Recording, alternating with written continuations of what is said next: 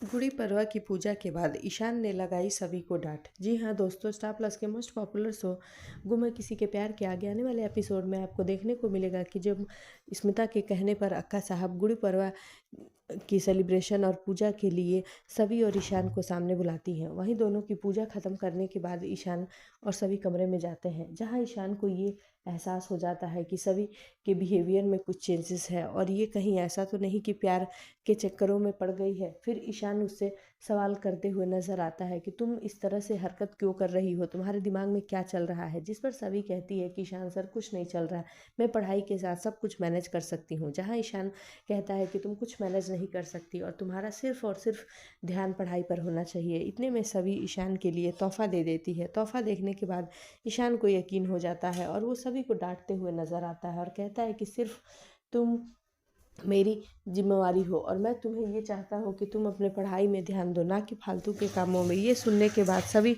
दुखी हो जाती है, लेकिन ईशान से ये कहते हुए भी नजर आती है कि आप ही ने तो कहा था कि मैं आपकी पत्नी हूँ। तो जिस पर ईशान कहता है कि मैं आज भी कह रहा हूँ कि तुम मेरी पत्नी हो, लेकिन तुम सबसे पहले पढ़ाई में ध्यान दो। सबसे पहला काम तुम्हारा पढ़ाई करना है और अपने आई बाबा का सपना पूरा करना है। जी हाँ दोस्तों, अब देखते हैं कि ईशान की बातों का सभी पर क्या असर पड़ता है।